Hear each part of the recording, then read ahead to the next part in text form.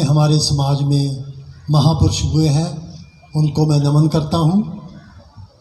भिक्खू संघ, बाबा साहब के ग्रैंड सन भीमराव अंबेडकर जी, उनके पास बैठे हुए प्रवीण निखाड़े, केपी चौधरी जी तो चले गए, और राजेंद्र पाल गौतम जी, और समता सैनिक दल के सारे नौजवान। मैं आपको भारत से बिना एरोप्लेन का सफ़र किए हुए बाहर ले चलता हूँ। हम लोग मैं लंदन में ज़रूर रहता हूँ, मेरा जो शरीर है वो लंदन में है, लेकिन जो मेरा दिल है वो भारत की भूमि पे आपके पास है। क्योंकि अगर बाबा साहब ना होते तो मैं लंदन कभी नहीं जा सकता था। बाबा साहब को बैलगाड़ी पे बैठने नहीं दिया, लेकिन बाबा साहब ने मुझे एरोप्लेन के टिकट वर्ल्ड वाइड दे दिए कि बेटा यहाँ चाहता है एरोप्लेनों में बैठ के घूम। तो ये सब बाबा साहब की मेहरबानी से है। लेकिन हमारे लोग जो है वो बहुत एहसान फरामोश है। आज दिल्ली में मेरे ख्याल मेरे पंजाबी लोग ही इतने रहते हैं, अगर उनमें से 25% भी आ जाते तो ये सारा भर जाता। लेकिन वो लोग एहसान फरामोश हैं, उन्होंने अपनी टीवी और बीवी में वो खुश हो गए। समाज के साथ क्या हो रहा है उनको कुछ लेना देना नहीं है। मैं 55 साल पहले लंदन चले गया था। अगर देखा जाए तो मुझे बाबा साहब के मिशन की क्या ज़रूरत है वहाँ लंदन में। मैं 25-26 साल की उम्र में सुपरवाइज़र बन गया था अंग्रेज़ों के ऊपर, और यहाँ जो अपने आप को हाई कास्ट कहते हैं उनके ऊपर। और मैं अभी खुद 2011 में मैनेजर से मैंने रिज़ाइन किया है। बाबा साहब के मिशन की सेवा करने के लिए मैं फुल टाइम धम का काम करता हूँ। मेरी 5वीं जनरेशन यूके में है। मैं दुनिया का कोई भी सुख खरीद सकता हूँ, लेकिन मैं हर 6 महीने के बाद भारत में आके ये धूल में काम करता हूँ। क्यों? क्योंकि बाबा साहब डॉक्टर अम्बेडकर का मेरे ऊपर बहुत बड़ा एहसान है। इस जन्म में अगर मैं इतना सा भी उतार दूँ तो मैं अपने आप को बहुत अच्छे कर्मों वाला समझूंगा। अब हम बातें तो सभी करते हैं, और हर घर में बाबा साहब के नाम पर ऑर्गेनाइजेशन बनी हुई है, यानी खुद प्रधान है, और जो साला है वो सेक्रेटरी है, और जो भतीजा है वो खजांची है। आज बाबा साहब के मिशन की सबसे बड़ी दुखदाई बात यही है कि हर घर में आपको ऑर्गेनाइजेशन मिल रही है और हर कोई प्रधान है। जितनी देर हम इस बात को ख़त्म नहीं करते, बाबा साहब का मिशन आगे नहीं बढ़ेगा। हमने यूके में 1973 में, कुछ मुझे हिंदी में कहने नहीं आते, तो हमने बाबा साहब का जो पोर्ट्रेट है वो हाई कमिश्नर के ऑफिस में लगाया था। यहाँ प्रोफेसर गोबले बैठे हैं, वो जानते हैं, या केपी चौधरी जानते हैं, बाकी मेरा ख्याल किसी को नहीं पता। तो हमने 1973 में, जो दुनिया में सबसे बड़ा हाई कमिश्नर है, 1973 में बाबा साहब का पोर्ट्रेट लगाया। और हर साल 14 अप्रैल को, कोई भी दिन हो, कोई भी मौसम हो, मैं मौसम इसलिए कहता हूँ कि एक साल मई के महीने में वहाँ बर्फ़ पड़ी थी, और दिन कोई मैं इसलिए कह रहा हूँ कि सैटरडे संडे तो छुट्टी होती है, लेकिन वीकडे में आप भारत की तरह छुट्टी नहीं कर सकते। लेकिन हम 14 अप्रैल के दिन ही बाबा साहब का जन्मदिन वहाँ पे मनाते हैं, और इंटरनेशनल लेवल पे होता है। और जब बाबा साहब का 1991 में सेंटिनरी ईयर था, 100 साल था, तो उस वक्त सारे यूके का प्रेसिडेंट मैं था, क्योंकि वो लोग तो बाबा साहब को देखना भी नहीं चाहते। तो अब हमने सोचा कि इनकी छाती पे पीपल का पेड़ कैसे लगाया जाए। तो हमने हाई कमिश्नर को कहा कि बाबा साहब का 100 साल जन्म है और हम आपको कुछ भेंट करना चाहते हैं।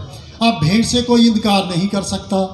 तो हम बम्बे बाग स्टूडियो जो है वहाँ से बाबा साहब का बस्ट स्टैचू 4.5 फुट का बाई शिप हमने भेज दिया, क्योंकि जो भारत है वो तो एक भिखारी देश सारी दुनिया में माना हुआ है।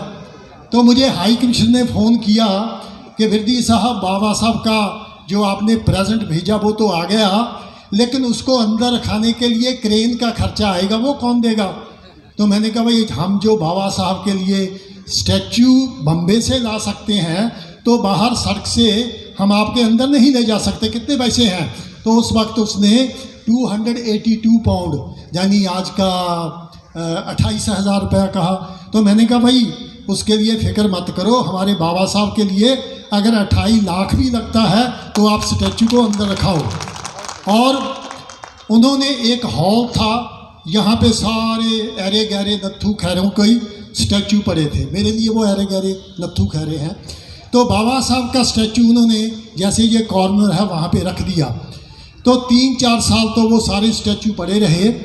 एक कलकत्ते का जब हाई कमिश्नर वहाँ गया तो हम भी देखकर हैरान रह गए कि उस हॉल में सारे वो अरे गहरे हटा दिए, सिर्फ बाबा साहब का स्टैचू ही वहाँ पे पड़ा था।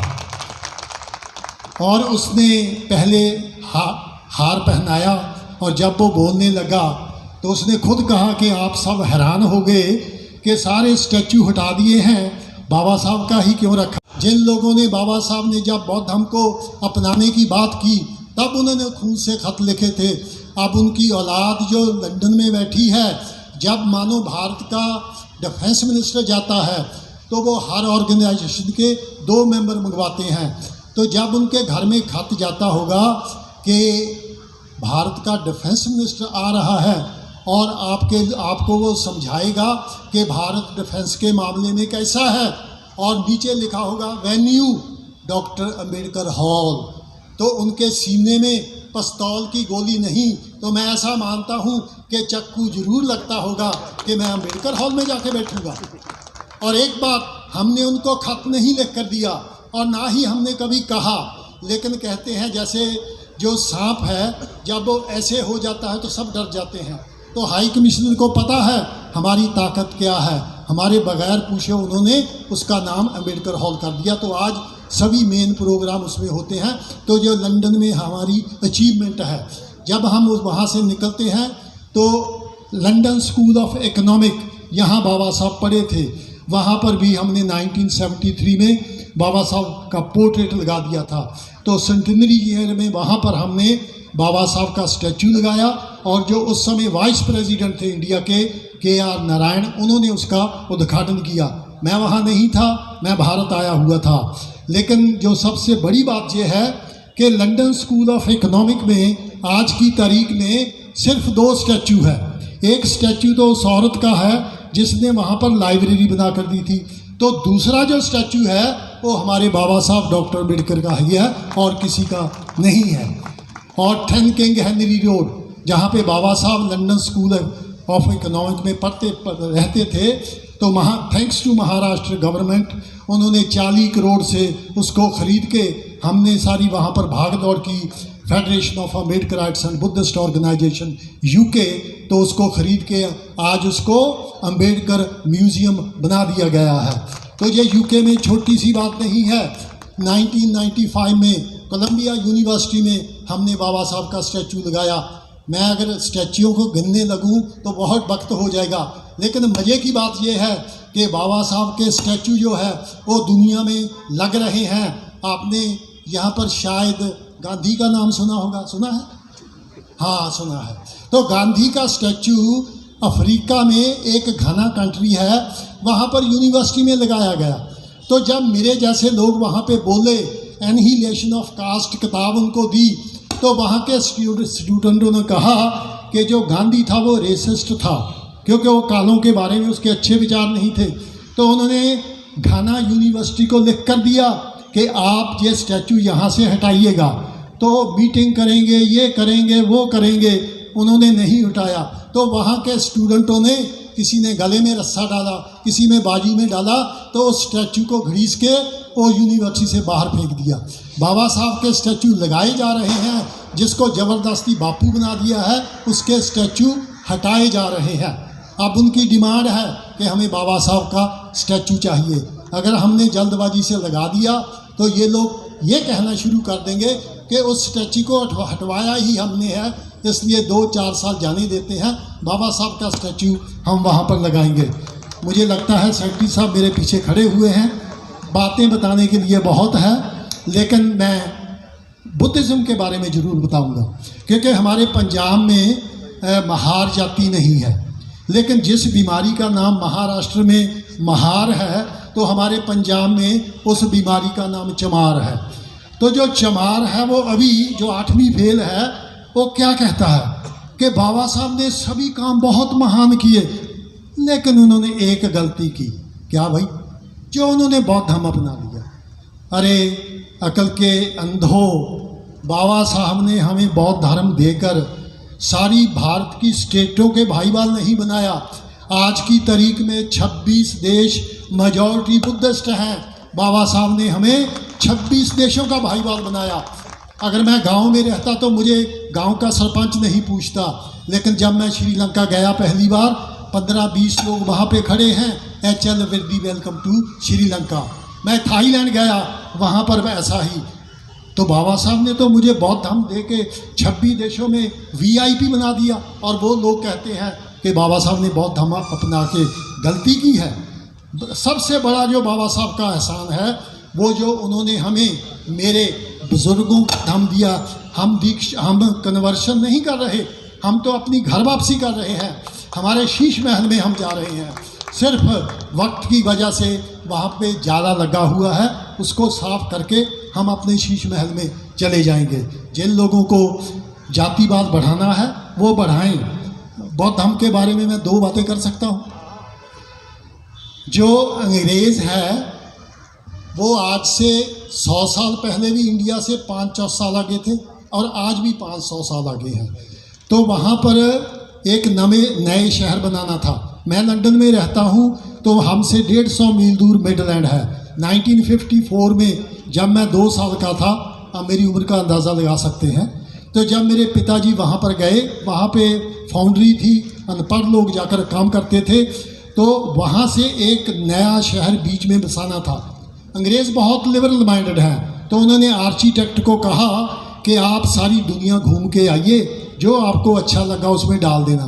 तो वो आर्किटेक्ट जब श्रीलंका गया, वो शिप में गया था, और जब वो उतर रहा था, शाम का समय था, तो वहाँ पर पीस पगोडे, वहाँ पे बुद्ध विहार देखकर वो बहुत इम्प्रेस हुआ। तो वहाँ पर जो लोकल गवर्नमेंट थी, उसने उसको कहा कि अगर आप किसी झील के किनारे पीस पगोडा बनाओगे तो शहर की सुंदरता बढ़ जाएगी। वहाँ पर झील और पहले ही थी, तो उन्होंने, अगर आपने UK का नक्शा देखा होगा वर्ल्ड मैप पे, तो एक मक्खी जितना है। तो वो जो लोकल गवर्नमेंट थी, 26 एकड़ ज़मीन देकर उन्होंने वहाँ पर पीस पगोडा बनाया, जिसका उद्घाटन 1980 में किया गया। ये कोई छोटी मोटी बात नहीं है। अंग्रेज़ जो सेकुलर कंट्री है, भारत की तरह नहीं कि अगर फाइटर जेट खरीदा है तो ब्राह्मण नारियल फोड़ रहा है तो भारत भी सेकुलर। लेकिन अंग्रेज़ सेकुलर होते हुए उन्होंने 26 एकड़ ज़मीन देकर पीस पगोडा बनाया। मैं लंदन में रहता हूँ, जो साथी वहाँ पे गए हैं, जो रिवर थेम्स है वो लंदन के बीच में से जाता है। वहाँ की जो सबसे पुरानी पार्क, बैटरसी पार्क उसका नाम है, और लंदन की सबसे बड़ी पार्क है। वहाँ की जो म्यूनसिपल कमेटी हम यहाँ कहते हैं ग्रेटर लंदन काउंसिल, तो उस रिवर के किनारे 80 फीट हाई पीस पगोडा बना के भगवान बुद्ध की चारों तरफ अलग अलग प्रतिमाएं बनाई हैं, और आजकल वो लंदन का टूरिस्ट अट्रैक्शन है। वहाँ की लोकल गवर्नमेंट ने सारा खर्चा किया है। तो जब अंग्रेज़ जो साइंटिफिक कंट्री है वो भगवान बुद्ध को इतना मानते हैं, तो हमारे जो अनपढ़ चमार हैं, अगर उनके दिमाग में नहीं आता, मुझे इसकी कोई परवाह नहीं है, कम से कम जो वेस्टर्न कंट्री है वो तो समझ रहे हैं। और एक बात मैं बताऊं, अब मोदी जी भी गए थे ना अमेरिका, क्या कहते हैं, हमने भारत को बुद्ध दिया है, युद्ध नहीं दिया। अरे भाई, करो वहाँ पे हनुमान की बात, करो वहाँ पे शिव की बात के उसने सर में गंगा डाल दी थी। ऐसी बातें बताओ उनको, देखो कैसे मजाक बनता है। ये बात मैं इसलिए कह रहा हूँ, आपने डॉक्टर राधा कृष्णन का नाम सुना होगा। 1939 में वो हमारे UK में कैम्ब्रिज यूनिवर्सिटी में भाषण करने के लिए गए 1939 में। तो वहाँ के स्टूडेंट उसके पास आए, कहने लगे, sir give us your talk on great son of India. Hanuman का तो मैंने पहले ही कह दिया। अगर वो शिव की बात करते कि उसने गंगा सिर में डाल ली, तो वो पानी का गिलास सामने रख देते कि ये अपने सर में डाल के दिखाओ। तो जब उसने सभी को देख लिया, वो मजाक बन जाता, तो उन्होंने ग्रेट सन ऑफ इंडिया कौन सा ढूंढा?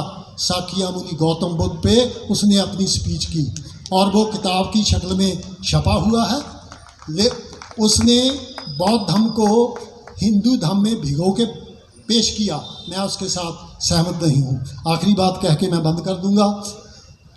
जब हम बुद्धिस्ट लोग हार गए, तो इन्होंने हमें अछूत बनाया, यानी कि इंग्लिश में अनटचेबल बनाया। ठीक है भाई, आपने हमें अनटचेबल बनाया है, आपने नेगेटिव बनाया है, लेकिन हम आपको पॉजिटिव बन के दिखाएंगे। आपने अमेरिका की फिल्म देखी है अनटचेबल? वो गैंगस्टर होते थे, अगर उनके किसी आदमी को दूसरे इलाके में थप्पड़ भी मार दिया जाता था, तो वो जाकर उस आदमी को सुधार देते थे। तो हम अनटचेबल बनेंगे। ये तार है ना, अगर ये यहाँ से नंगी हो जाए तो शौक लगेगा, फिर हमें क्या लिखना पड़ेगा? Do not touch. इसका मतलब इसको छुओ मत। तो भाई ये भी हमारी तरह अछूत हो गई, इसको मत छूना। तो हम अछूत बनेंगे, लेकिन ये जो इलेक्ट्रिक की तार है, हम वो अछूत बनेंगे।